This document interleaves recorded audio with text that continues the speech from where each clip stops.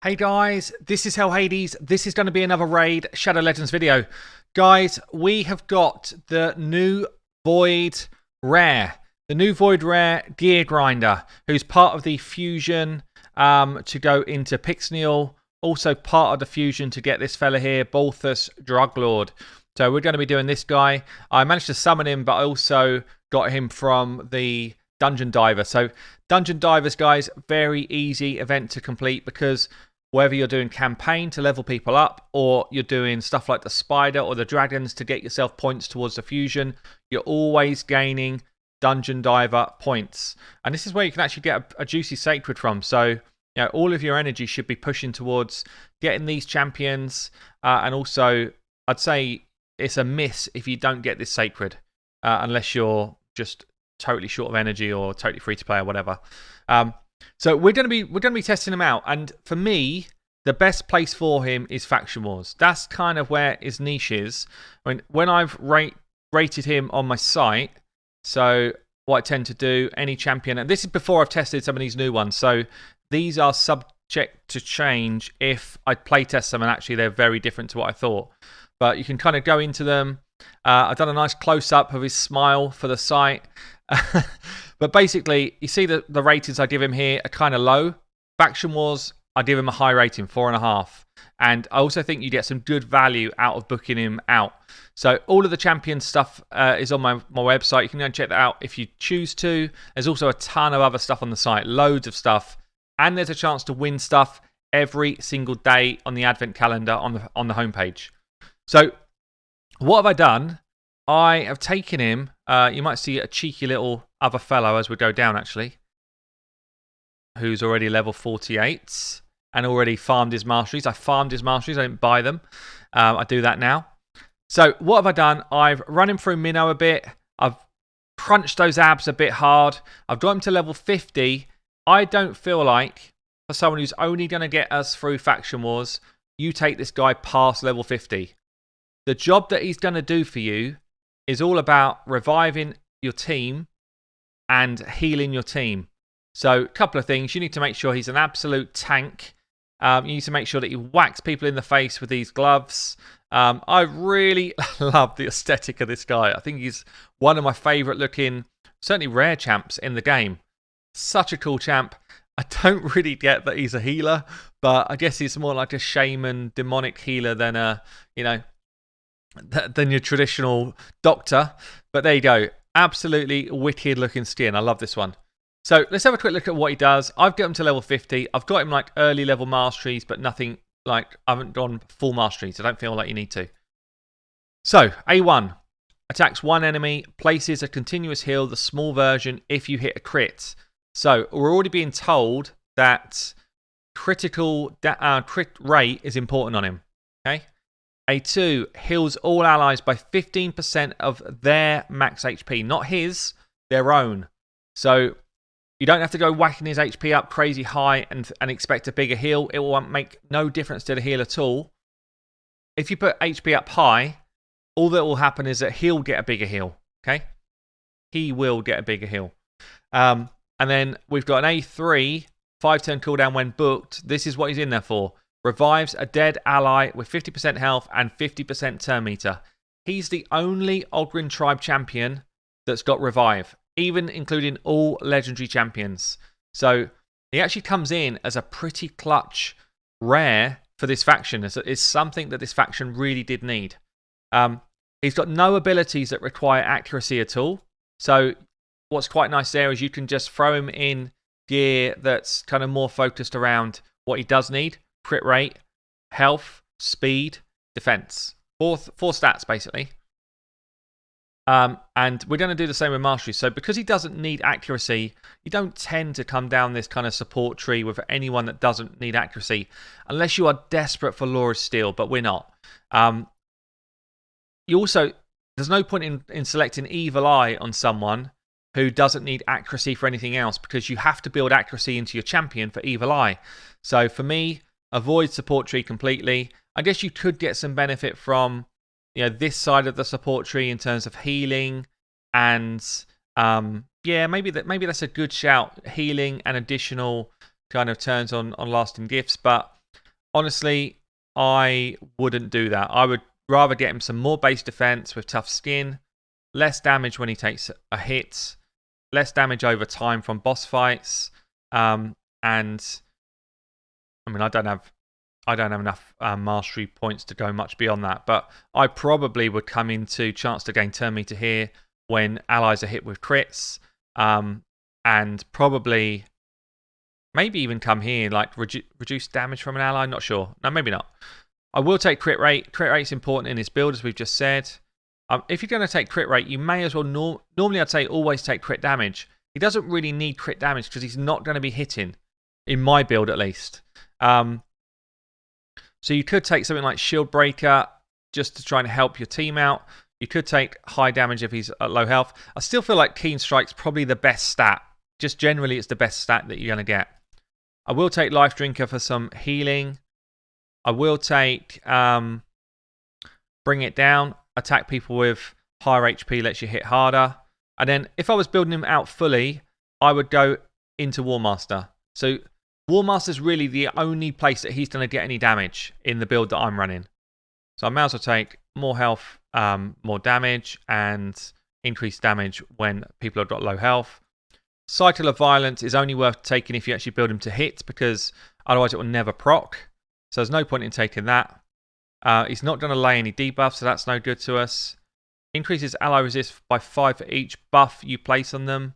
He's going to be placing the odd buff here and there. It's really not worthwhile. There's not a lot here that's going to help us, really. Increased damage when someone's dead could be okay. There's literally nothing else I would advise, so I'll probably take this one.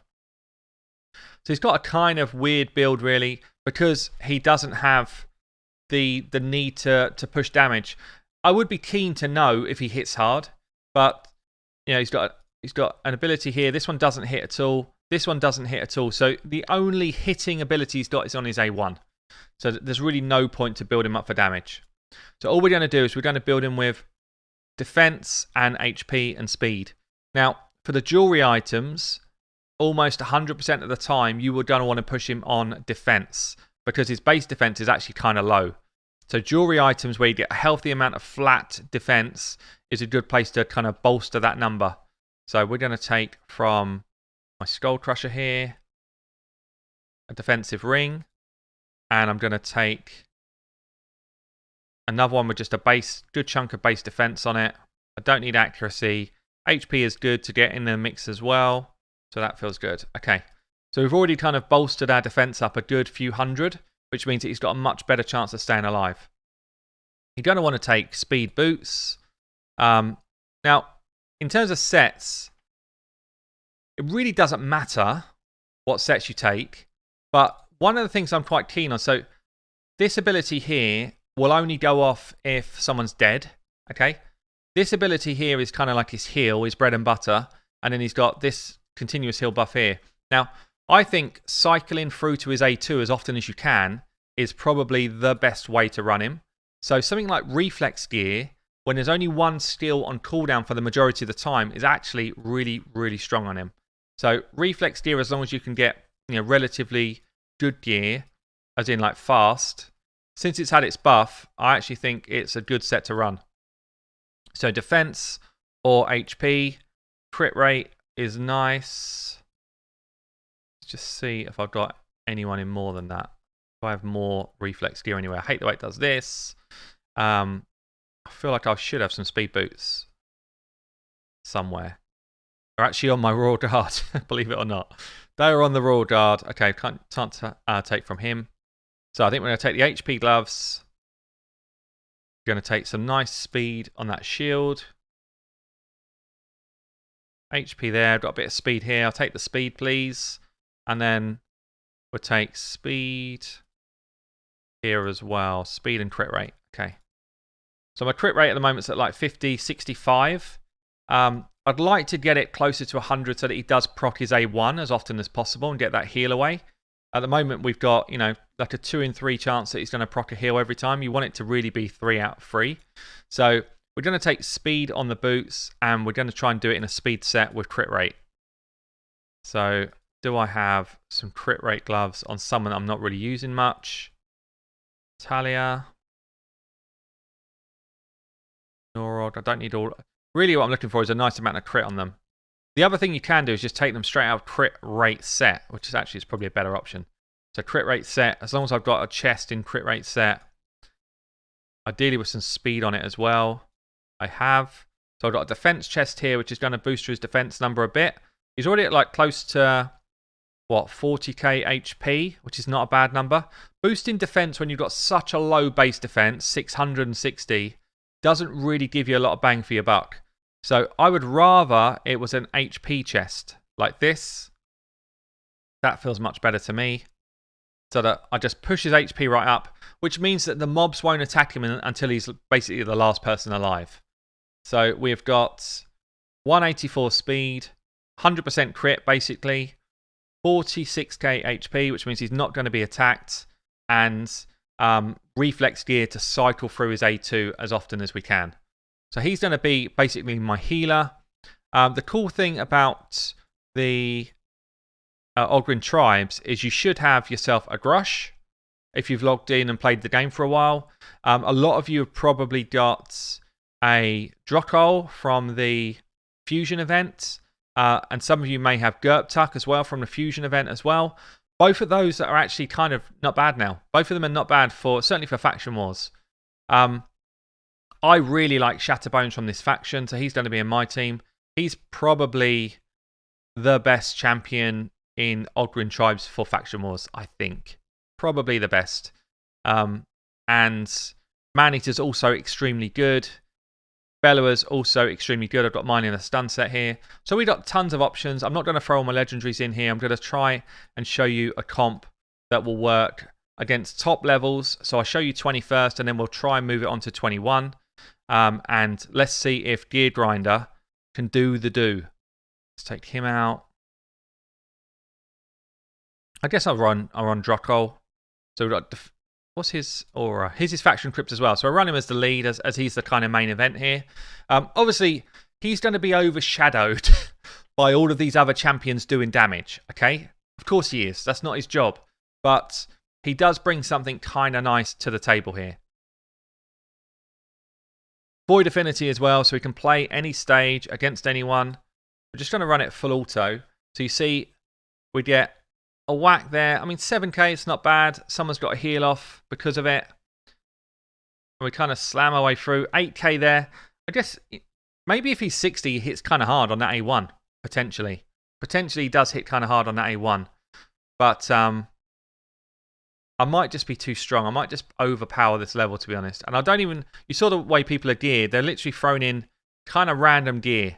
But I've got Bellower throwing stuns out. I've got Shatterbones decreasing speed. I've got... what's his name? Grush doing decreased attack across the board. So, you know, we've got a lot of protection and a lot of support. I've got shields coming from Drokol as well. So, really, Geargrinder is in there as your failsafe. And against level 20, for me, I pretty much overpower level 20 for most, or for all factions. But 21 is hard. 21 without a Man-Eaters in the mix is really tough. So, we're going to try same team again. I'm actually quite impressed by his damage, by the way. We're going to try same team again against 21 and see if we get that same kind of positive setup. But you can see his heals cycling through kind of nicely. You know, keeping everyone topped right off, which is great. We've got shields and that coming from other guys as well. I think he's genuinely a great champ for this faction. As I said in my kind of preamble, I wouldn't take him outside of Faction Wars. I just don't feel like there's really a spot for him. He could play anywhere, really, but I don't feel like compared to a lot of others, he's going to give you too much more. He could definitely come into Dragon 20, and perhaps we will show it. We'll show him in somewhere like Dragon 20 as the kind of support champion, almost taking that Reliquary Tender type spot. But I don't feel like he's as good as like a Reliquary Tender is. I'll tell you what, though, I'm quite impressed with him. Quite impressed with him so far. Nice hits, nice clean 8k hits. Be interesting to see if he was a 60, what he'd be hitting for. It'd be like 20k at least. So, yeah, I mean, he's done more damage than Drockel, who's a 60. So let's go into 21. Same team, I guess.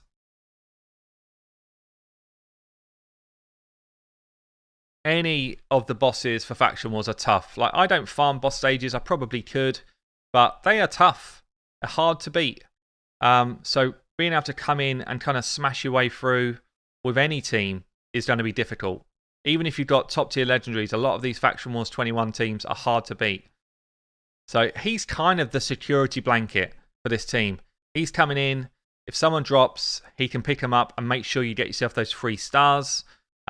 Giving you the heals as you go to just kind of keep everyone in the fight. So those little hits like that, great. We've got a couple of heals on, and bam, he's back in the fight, no problem. Obviously, Grush does the same, so the two of them just pair really nicely together as your support cast. We go again, continuous heal out, and everyone is just totally topped up when we get to the boss part of the fight. The boss part of the fight, you actually want turn meter control. Man-Eater is great here. I deliberately left Man-Eater out because a lot of people probably don't have Man-Eater. But he's easily, like, he comes in way better than Gerptuk does here. Gerptuk, what's his name? Drockel does.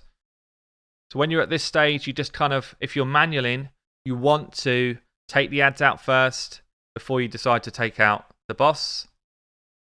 We're going to take some damage here. We're getting fears off here as well.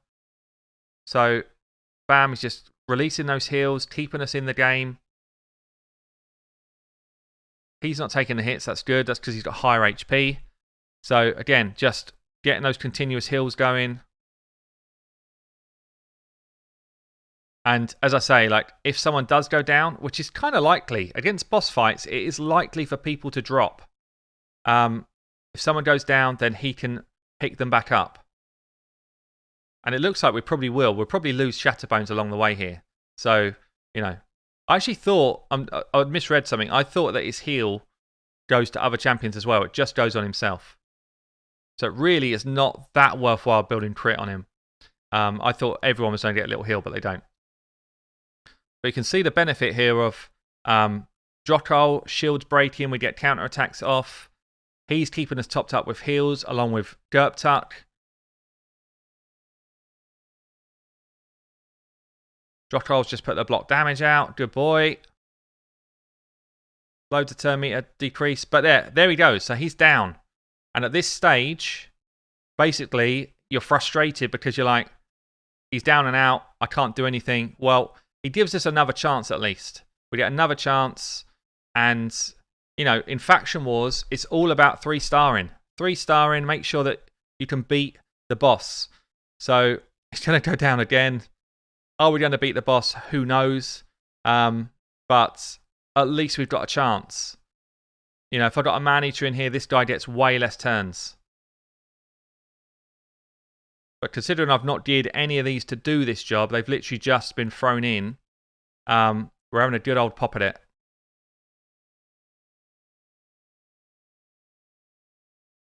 So he's probably going to go down again in a minute. He loves sitting down. But that continuous healing going on, it's just nice. Nice. We picked him up twice. It's almost a perfect showcase of what he's in there for. Keeping himself alive, keeping himself out of the focus of the boss.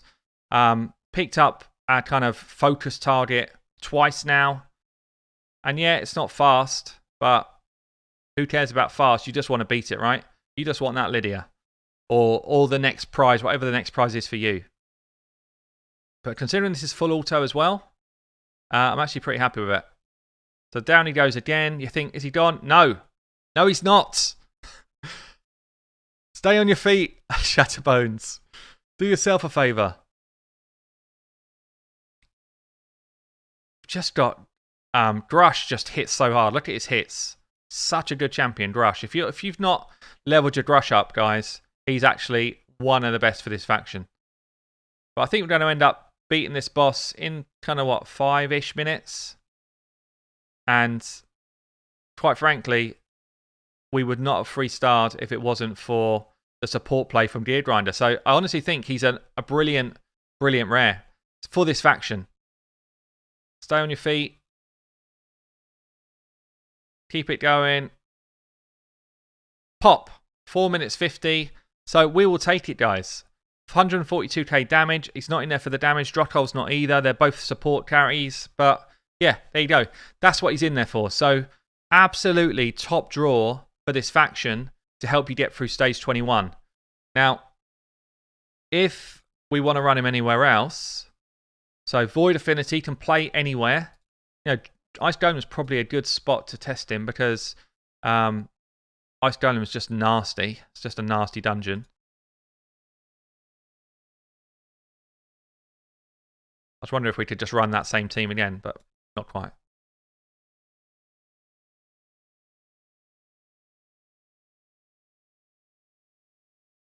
What do I need? What do I need?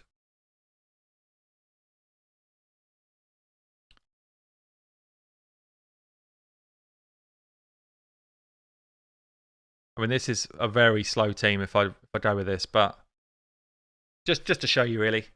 You know, again, what's he in there for?